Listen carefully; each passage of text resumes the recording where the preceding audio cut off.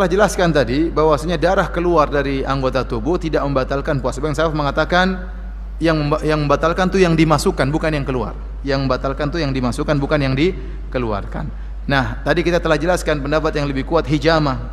Darah yang dikeluarkan dengan sengaja saja ya tidak membatalkan puasa, apalagi yang keluar tanpa sengaja. Apalagi yang keluar tanpa sengaja, misalnya tadi wasirnya berdarah, maka ini tidak membatalkan puasa. Demikian juga ada obat panas yang dimasukkan ke dubur ya.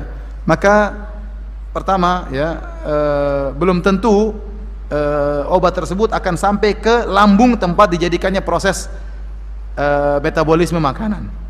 Yang kedua, obat itu pun bukan makanan, dia zat kimia yang berkaitan dengan daerah situ ya. Wallahu alam bisawab. Sehingga memang ada khilaf, tapi sebenarnya mengatakan tidak membatalkan puasa karena dia bukan makan dan minum.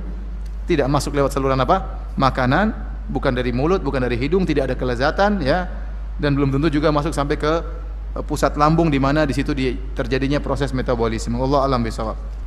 Ustaz, bagaimanakah dengan suntikan yang dapat menguatkan tubuh? Bagaimana tadi sudah Anda menjelaskan tentang masalah suntikan, tapi bagaimanakah jika suntikan itu tujuannya untuk menguatkan tubuh? Apakah itu juga menguatkan puasa? Menguatkan tubuh beda. Menguatkan tubuh kalau memang itu menguatkan tubuh senilai makanan, maka itu bernilai makanan seperti imbus, tidak mengapa. Tapi kalau suntik penyakit, semuanya suntik penyakit memang menguatkan apa?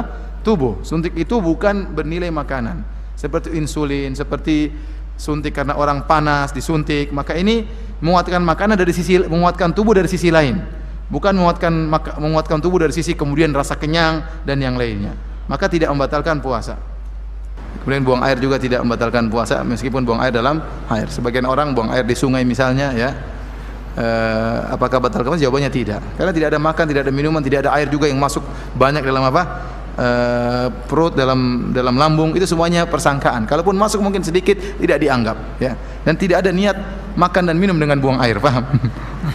Saya katakan tadi air saja yang masuk secara dengan kumur-kumur, masuknya lewat pencernaan, lewat mulut, tidak membatalkan puasa karena kumur-kumur dalam berpuasa. Kenapa? Karena niatnya bukan untuk makan dan minum.